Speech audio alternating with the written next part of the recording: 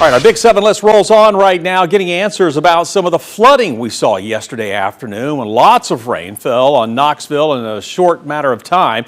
Behind me, you see the scene yesterday from the area 5th and Hall of Fame. That road under the train trestle, as you can see, blocked. You see the runoff there as the water continued to come down. And at the time, we were eager to see a vehicle that had gone under. Well, today we sent a crew back to the same spot, and with the water gone, or at least most of it, we could see the mud-caked SUV the floodwaters had been hiding.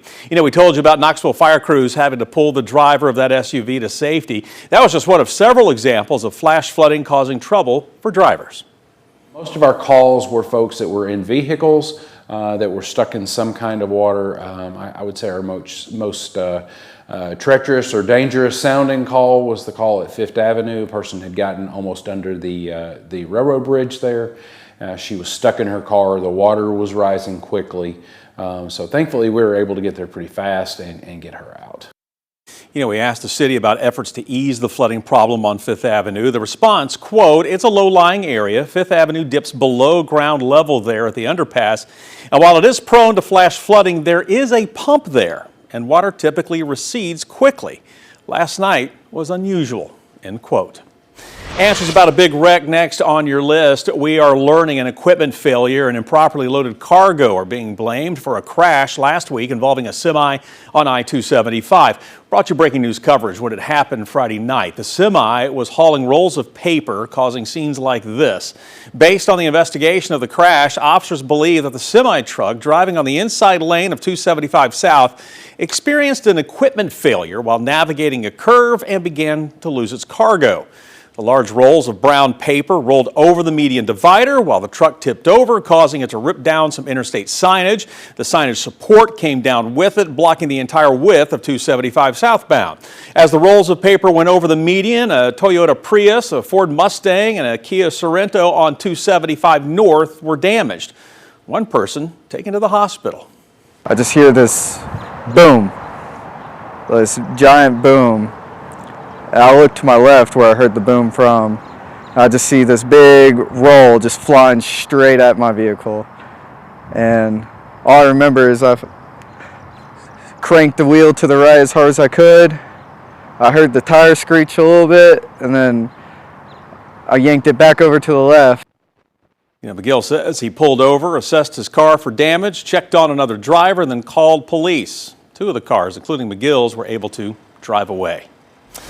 Norris City Council is moving forward with a proposal from the Community Development Board for what's being called a community visioning effort. City Manager Bailey Whited tells 6 News the idea has been discussed for several years as leaders look for ways to plan for Norris's future.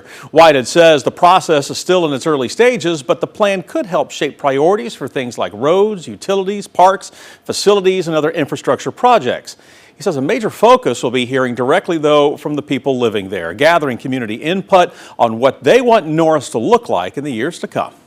Really trying to get to the bottom of when people envision Norris 20 years from now, what values do they value the most in that process, and how we evolve. You know, there's a lot of change coming. You know, Knoxville and Knox County, it continues to grow. We feel that pressure. There's a lot of investment in Oak Ridge. We feel that pressure, right? So what does Norris look like in 20 years? You know, the city has not had a formally adopted strategic plan for development since 2008. Next on the 7, big debate these days all across the country about building big data centers. And tonight, Anderson County is the latest part of East Tennessee to consider regulations on those projects. Anderson County Board of Commissioners is scheduled to consider 3 amendments at an upcoming meeting. Now, these would give regulations such as maximum sound levels and minimum property sizes of 8 acres. They would limit these facilities to industrial zones, and the county would need written assurances from the power distributor that there is enough power. Next on our list of Big 7 stories for you tonight, we are getting answers about discolored tap water that some of you are seeing. This affects Hallsdale-Powell Utility District customers. Utility says it is working to control elevated levels of manganese manganese in the water. We're told this is what's causing the discoloration. The utility district's lab team identified elevated levels of manganese in untreated water drawn from Melton Hill Lake, one of 2 water intake points the utility district uses as a reservoir for its system. Now, the lab team explains that while the level of manganese in the customer's water is safe, it is actively working to address the issue. Knoxville Police asking for the public's help right now as they continue to investigate an unsolved 2019 homicide. Officers responded to the Sun Night Lounge on Maryville Pike just before 3 in the morning, where 22-year-old Nahimana Zachariah was found shot. Now, he later died at UT Medical Center. Detectives now say there may have been several shooters, and Zachariah may not have been the intended target. They are working to identify 2 potential witnesses known by the names Chicken Leg and Gabichi. Now, anyone with information is urged to contact KPD or East Tennessee Valley Crime Stoppers. We've got that number for you. It is 877-363-8847.